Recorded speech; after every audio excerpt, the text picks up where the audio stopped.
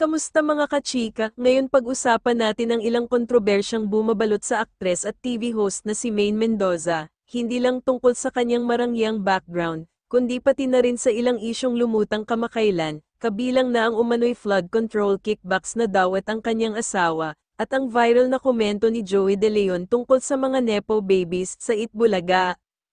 Maine Mendoza's rich background. Alam naman ng karamihan na si Maine ay mula sa well-off family. Ipinanganak si Maine Mendoza bilang Nico Maine Day Cap Ili Mendoza noong 3 ng Marso taong 1975 sa Santa Maria, Bulacan, kina Mary Ann at Teodoro Mendoza. Si Mary Ann ay isang accountant na may-ari ng ilang gasolinahan sa Bulacan, habang si Teodoro naman ay isang engineer na may mga negosyo sa konstruksyon ng kalsada.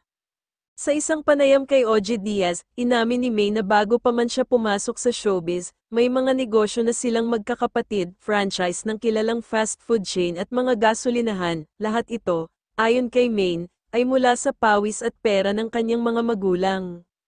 Nilinaw din niya na walang ambag ang kanyang showbiz earnings sa mga negosyo na iyon. Ang kinikita niya sa industriya ay nakatabi lamang sa bangko bilang ipon para sa kanyang future family.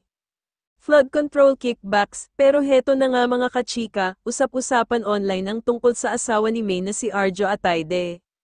Ayon sa ilang balita at bulungan sa social media, nadadamay daw ang pangalan nito sa umano'y kickbacks mula sa flood control projects. Wala pang malinaw na pruweba rito at wala ring direktang kumpirmasyon, kaya't sa ngayon, mananatiling espekulasyon at tsismis ang lahat ng ito. Pero syempre, dahil public figure ang mag-asawa, hindi may iwasang maging paksa sila ng mga ganitong usapan. Joey De Leon's nepo baby comment sa Itbulaga. Samantala, isa pang mainit na eksena ang naganap mismo sa Itbulaga. Nagkaroon ng isang contestant na anak ng sikat na personalidad at dito nagbitaw ng salita si Joey De Leon tungkol sa nepo babies o yung mga anak ng mayayaman at sikat na parang mas may advantage sa buhay. Kapansin-pansin, ayon sa ilang viewers, biglang natahimik si Maine Mendoza matapos ang banat ni Joey. Ang tanong ng marami, napaisip kaya siya dahil sa kanyang sariling background, o coincidence lang? Sa huli, malinaw na si Maine Mendoza ay isa sa pinakasikat at successful na personalidad sa showbiz ngayon, pero tulad ng ibang artista, hindi siya ligtas sa mga intrigang ibinabato ng publiko, mula sa yaman ng kanyang pamilya, sa kontrobersyang kinasasangkutan ng kanyang asawa, hanggang sa mga komento ng kasamahan niya mismo sa Itbulaga. Ano sa tingin ninyo, mga kachika, nepo baby ba talaga si Maine Mendoza, o bunga lang ito ng inggit ng iba?